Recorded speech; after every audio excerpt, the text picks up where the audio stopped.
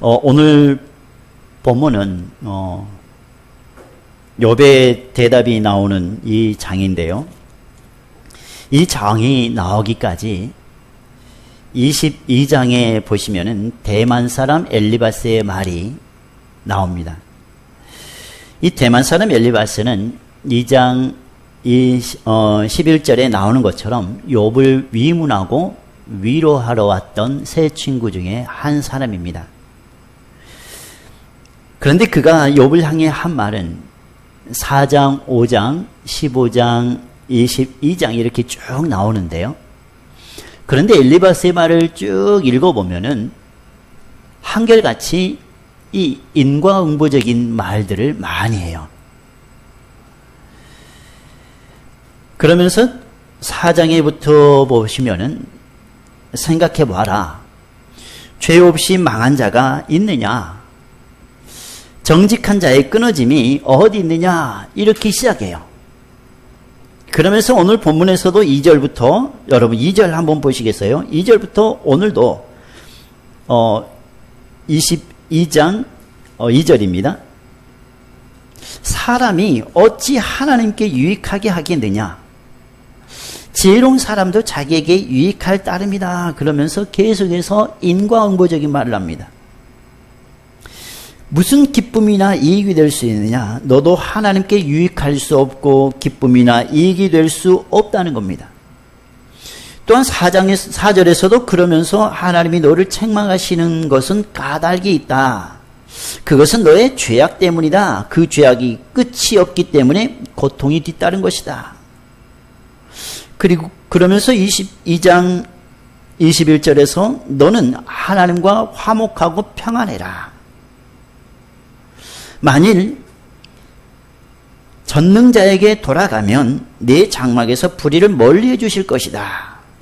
이렇게 계속해서 엘리바스는 욥에게 좋은 말로 이야기를 합니다.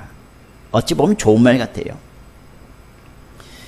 첫 번째, 두 번째 엘리바스의 변론을 말을 듣고 변론을 해 가다가 급기야 오늘 말씀은 세 번째 변론인데 오늘 말씀을 잘 읽어보시면 엘리바스의 말의 변론보다는 하나님께 하소연하는 말이 나옵니다. 더 이상 엘리바스에게 변론해봤자 욥에게 이득될 것이 없다는 의미입니다. 그러면서 그는 이제 자신의 말을 하나님께 하소연하면서 나아가는데 그 장이 바로 23장이에요. 그런데 저는 이 엘리바스의 말을 쭉 4장과 5장과 15장과 또 본문의 앞장인 22장을 보면서 한번 이것을 생각해 보았습니다. 여러분, 상담학에서 U 메시지와 I 메시지 혹시 들어보셨습니까? 먼저 U 메시지는 이 I 메시지와 반대로 타인과 의사소통을 할 때에 너를 주어로 하여 상대방의 행동이나 생각에 대한 평가나 비판을 하는 대화 방식이에요. 예를 들어서 이렇습니다. 너는 항상 그래. 너는 이것이 문제야. 너 때문에 일을 망쳤어. 이런 식으로 너를 중심으로 대화합니다. 이런 대화는 상대방의 마음에 상처를 주고 정상적인 대화로 이어갈 수 없게 만듭니다.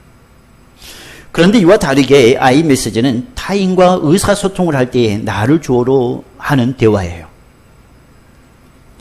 너가 뭐 했을 때 나의 마음이 아팠어. 그러면서 이야기를 풀어나가요. 대화의 초점을 상대방에게 맞추지 않고 나의 마음이나 생각에 초점을 맞춤으로써 상대방의 말이나 어떤 행위를 비난하지 않으면서 자신의 솔직한 생각이나 감정 상태를 전달합니다. 그러면서 U 메시지와 I 메시지의 대화법을 동일한 상황에서 이야기 놓은 것을 보았습니다. 먼저 좋아하는 TV 프로그램을 보고 있는데 아이가 자꾸 시끄럽게 합니다. 그럴 때 U 메시지는 이렇습니다. 너 조용 좀 못해? 너 때문에 TV를 제대로 볼 수 없단 말이야. 라고 이야기해요. 그런데 아이메시지는 얘야, 엄마가 TV를 볼 때 TV를 제대로 볼 수 없구나. 이 프로그램 끝날 때까지만 조용히 좀 해주면 참으로 고맙겠다. 성질을 꾹꾹 참고 하는 말 같아요. 그 다음에 식사를 준비해 놓고 식사하러 오라고 말했는데 자기 일만 하면서 오지 않았을 때 이야기입니다. 유 메시지는 이렇습니다. 너는 왜 한 번만 하면 듣지를 않는 거냐? 내 멋대로 하면 밥상 치워버릴 거다 하면서 욱하는 성질. 그런데 아이메시지 대화는 이렇습니다. 엄마가 준비해 놓은 음식이 식고 있지 않니? 엄마가 정성껏 준비했는데 음식이 식고 있으니 속이 상하구나. 빨리 와서 먹으면 고맙겠구나 라는 거예요. 너무 부드럽지 않습니까? 공부하기로 한 시간에 게임을 하고 있을 때, 때로는 휴대폰을 하고 있을 때, 유 메시지는 이렇습니다. 그럼 그렇지. 내가 언제 공부를 제대로 해봤겠어? 기대를 했던 내가 바보지. 아이들 입장에서는 부모가 자기는 열심히 공부했는데 꼭 쉬고 있을 때, 잠깐 휴대폰을 하고 있을 때 엄마 아빠는 그때만 본다, 이렇게 이야기를 하는 경우가 있습니다. 그러면서 또 툭 던지고 아이들은 때로는 그 말에 상처를 받고. 그런데 아이메시지 대화는 이렇습니다. 휴대폰을 하고 있었구나. 앞으로는 휴대폰을 하고 싶으면 미리 이야기를 하든지 약속한 시간만 했으면 좋겠구나 라고 약속을 잡아주는 거예요. 여러분은 대화를 할 때 유 메시지로 하십니까? 아니면 아이 메시지로 하십니까? 저는 이 대화를 준비하면서 읽어보면서 참 많이 깨달아요. 참 말을 부드럽게 해야 되는데 그렇다고 제가 무자비하게 말하고 하는 사람은 아닙니다. 그럼에도 불구하고 말을 조금 더 부드럽게 해보자라는 생각을 가졌습니다. 그런데 여러분 또 있습니다. 이 영어의 do, do 메시지와요. 그 다음에 be, be 메시지입니다. do 메시지 화법은 어떤 잘못된 행동의 결과에 대해 그 사람의 행동 과정을 잘 조사하여 설명하고 잘못에 대하여 스스로 반성을 구하는 것이다. 이렇게 이야기를 해요. 그리고 be 메시지는 잘못에 대한 결과를 일방적으로 단정해버립니다. 그럼으로써 상대방으로 하여금 반감을 불러일으키게 하는 화법이에요. 여러분, 예를 들어보면 연속해서 지각한 사람에게 당신 잘못이야. 당신은 지각대장이다. 이렇게 단정하면서 말하는 것은 비메시지. 상대방을 먼저 이해하며 연속 지각한 것은 잘못이라는 것을 설명하여 잘못된 점을 스스로 반성할 수 있도록 만들어가는 것이 두 메시지.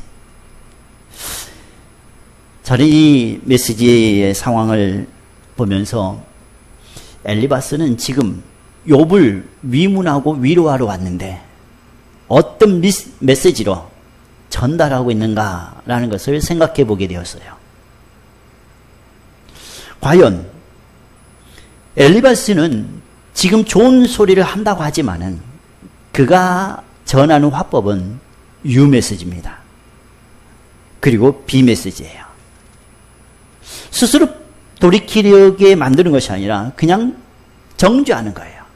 인과응보적인 대화를 한다는 겁니다. 욥은 엘리바스의 말을 듣고 감정이 어땠을까요? 자기 잘못한 점을 지적해 주니까 참 고마워. 너야말로 나의 진정한 친구야. 라고 했을까요? 아니면은 1장과 2장에서 여러분이 보았듯이 자기에게 닥친 이 어려운 고통, 자신의 재산이, 자신에게 있는 종들이, 심지어 자신에게 자녀들이 죽고 없어지고 했는데 그 사람 앞에, 그 상처 입은 사람 찾아와서 이문한다고 하는 것이 그런 결과를 초래한 것이 너의 죄 때문이야, 너의 잘못이야, 그러니까 회개해, 이렇게 마구 한다면은 그 사람을 친구로 받아들일까요? 그래서 그는 너는 친구도 아니야, 그러면서 멀리 하지 않을까라는 생각을 조심스럽게 해보았습니다. 욥은 엘리바스의 말을 듣고 더 이상 변론을 해봤자 그는 또 자신에게 정죄를 할 것을, 또 인광보적인 말을 할 것을 짐작했기에 욥은 더 이상 엘리바스의 말에 변론하지 아니하고 이제 하나님 앞에 하소연합니다. 그 말이 바로 2절입니다. 여러분, 23장 2절의 말씀 우리 같이 한번 읽어보도록 하겠습니다. 시작. 오늘도 내게 반항하는 마음과 근심이 있나니 내가 받는 재앙이 탄식보다 무거움이라. 아멘. 오늘도 내게 반항하는 마음과 근심이 있다라고 욥은 스스로를 고백해요. 자신 속에 있는 것들을.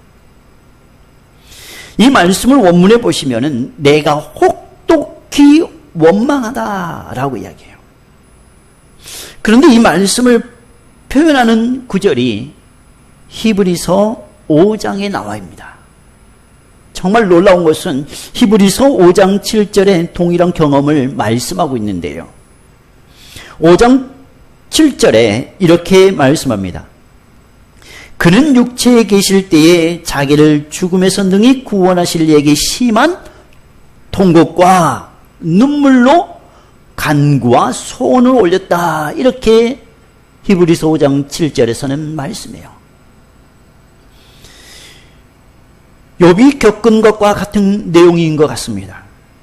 심한 통곡은 견딜 수 없어서 우는 울음이 바로 심한 통곡입니다. 견딜 수 없습니다. 예수님은 하나님의 아들이시지만 감당할 수 없는 고난을 당한 것이라는 겁니다. 이겨낼 수 없는 고난이었습니다.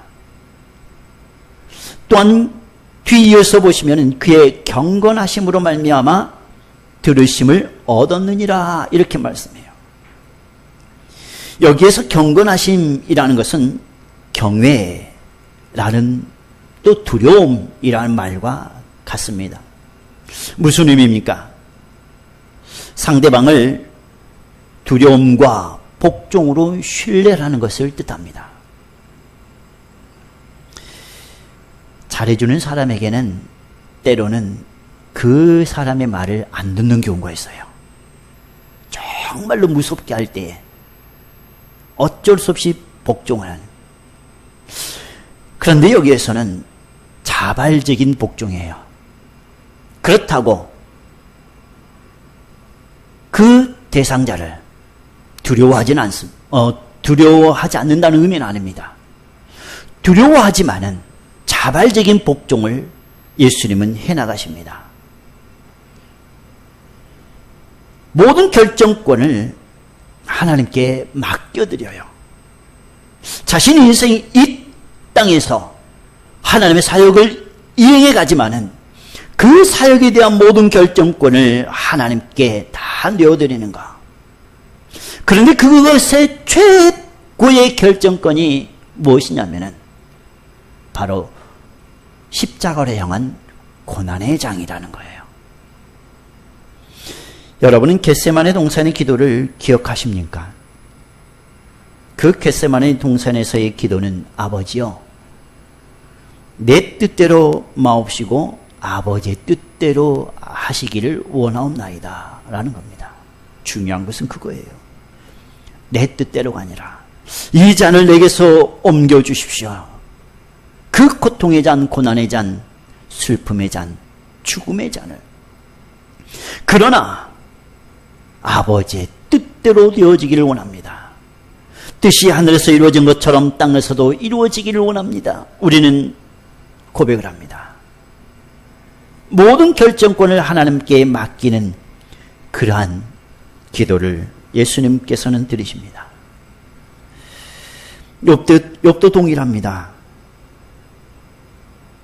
오늘도 내게 반항하는 마음과 근심하는 마음이 있는데요.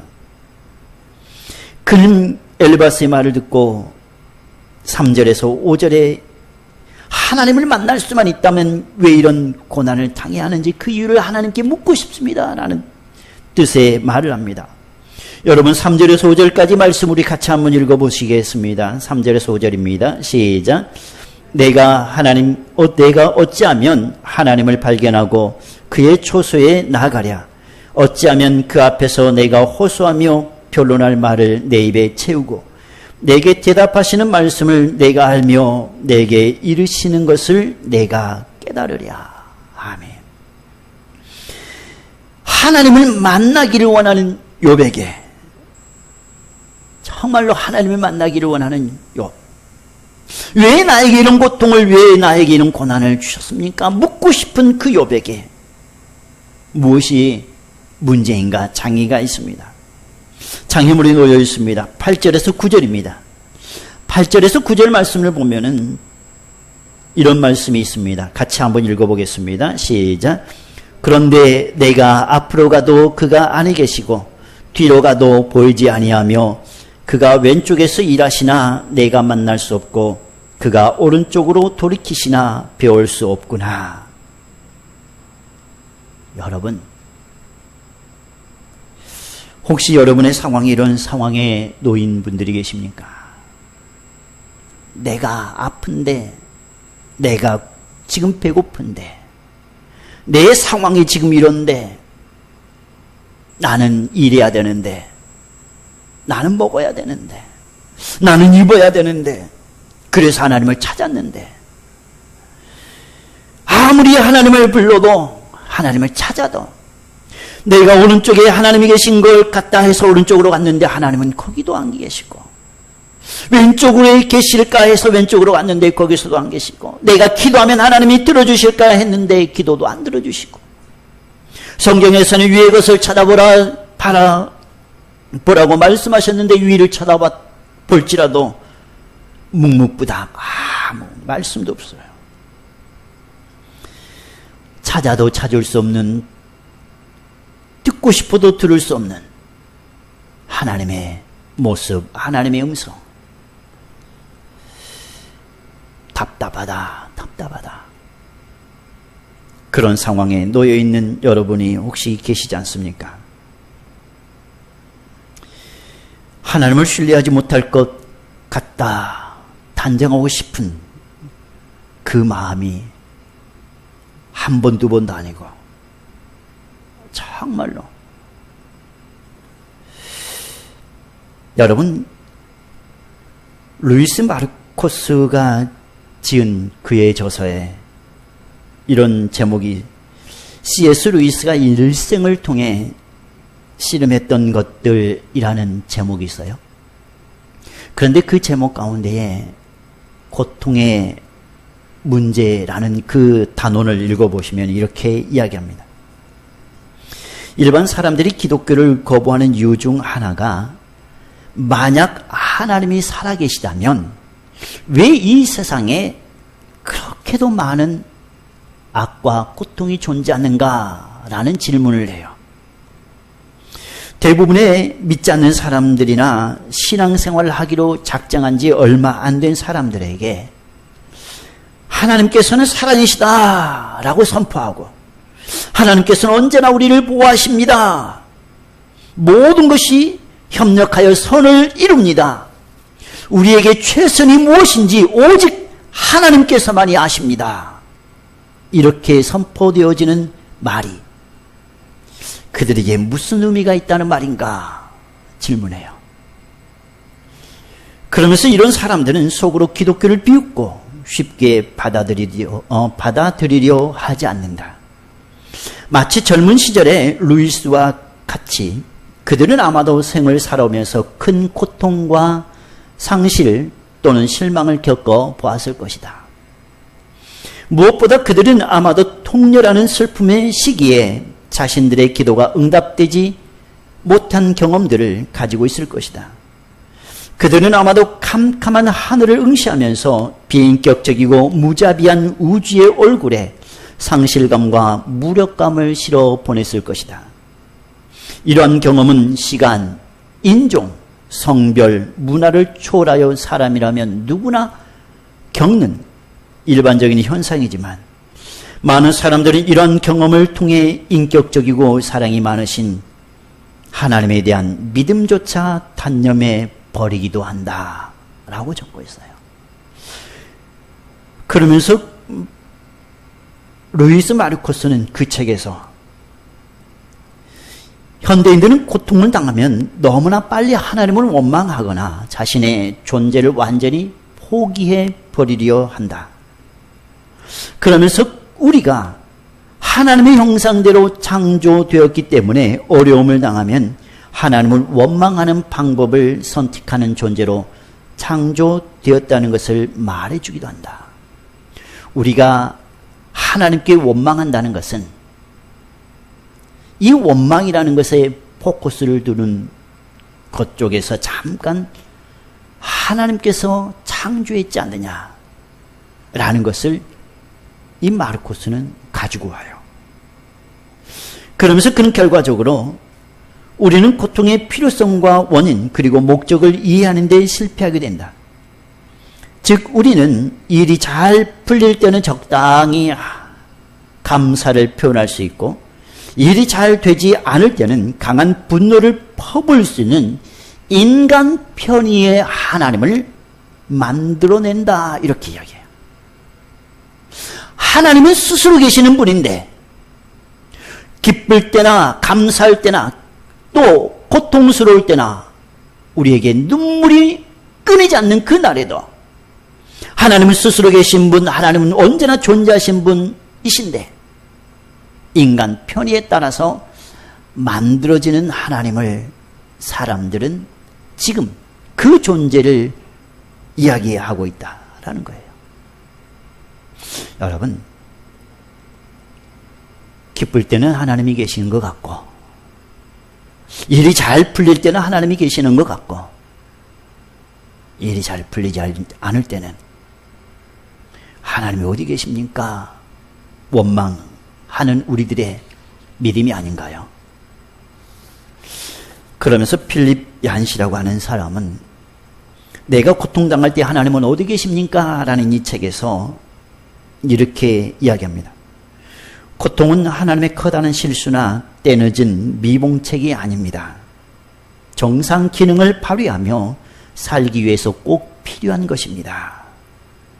그러면서 그는 폴 프렌드 박사의 이야기를 전개해 나가요. 폴 프렌드 박사는 고통 감각망에 대해 지대한 관심을 가졌기 때문에 그의 많은 생의 대부분을 한센병 환자와 함께하는 삶을 그려냅니다. 그러면서 그는 선천성 고통 무감각증을 이야기해요. 여러분, 우리에게 감각이 없고 이 감각을 통해서 고통이 우리에게 전달되지 않는다면 우리는 정말로 위험한 삶을 살아갈 겁니다.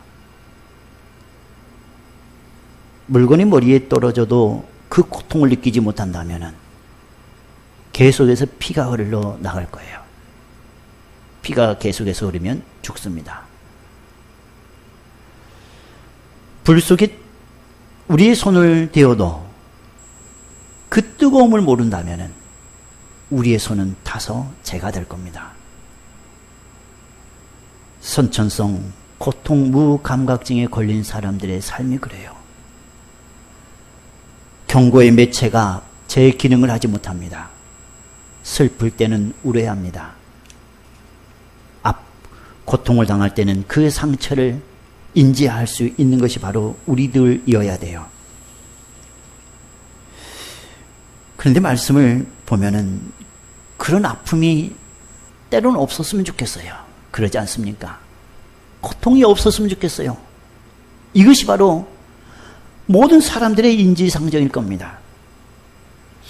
정말로 하나님, 내가 고난당할 때, 내가 아픔을 당할 때, 내가 슬픔을 당하고 눈물을 흘릴 때 하나님이 어디 계셨습니까? 하소연하고 싶습니다.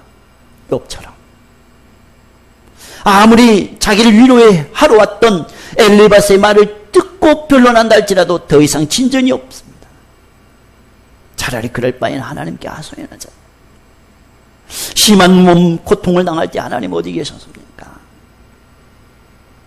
여러분, 이런 원망을 앓고 이런 고통을 당하는 분들이 하나님 앞에 하소연한다고 할 때 하나님이 미워하실까? 라는 생각을 해봅니다. 하나님이 징계하실까? 그러면서 하나님이 그 사람을 감싸주지 않으실까? 너가 고통당할 때 너의 그 자리에 내가 있었다 라는 것으로 하나님은 그 사람들에게 이야기를 하지 않으실까라는 생각을 해봅니다. 강한 분노를 표출한, 그리고 아무리 찾아도 찾을 수 없는 그 상황에 그런 사람들에게 욥은 10절과 14절에 이렇게 이야기합니다. 우리의 귀에 익숙한 구절입니다. 10절, 14절 같이 한번 읽어보도록 하겠습니다. 시작. 그러나 내가 가는 길을 그가 아시나니 그가 나를 단련하신 후에는 내가 순금같이 되어 나오리라. 14절입니다.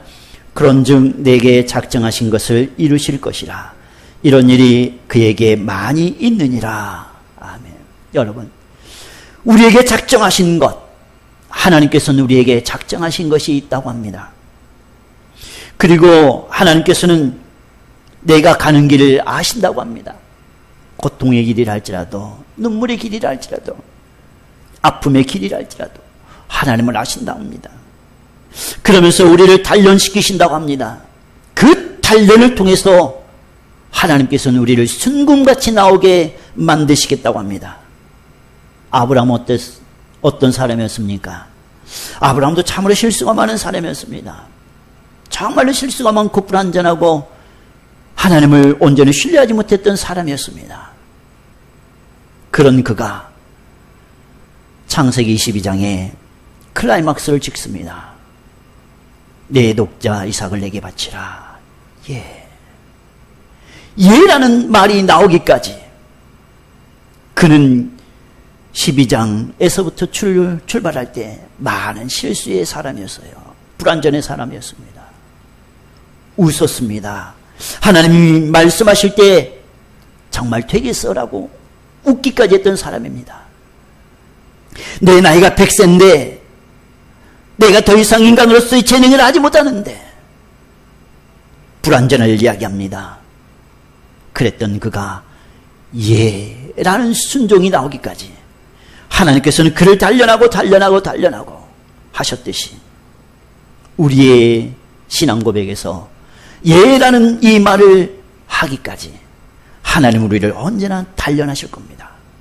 그런다고 내팽개치면서 단련하시는 것이 아니라 언제나 함께 하시면서 단련하시는 거예요. 그 자리가 무슨 자리인지 여러분 기억하십니까?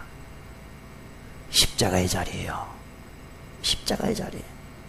고통과 고난의 자리에서 우리를 언제나 단련해 나가고 계십니다. 진주는 이물질을 통해 얻은 상처 입은 조개에 의해서 만들어진다는 말 여러분 혹시 들어보셨나요? 그런데 진주를 만드는 조개는 이물질을 그냥 받아들이지 않습니다. 그냥 그것으로만 놔두지를 않아요. 낙하라는 물질로 이물질을 둘러싼다고 합니다.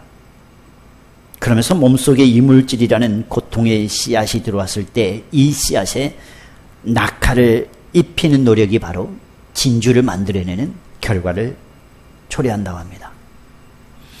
상처 입은 조개가 진주를 만들지만요, 상처가 진주를 만드는 것은 또 아닙니다. 상처를 그대로 방치하면 고통만 심해집니다. 그 상처로 인해 몸까지 썩어 죽게 할 뿐입니다. 진주를 만드는 조개는 상처를 상처로 그대로 두지 않습니다.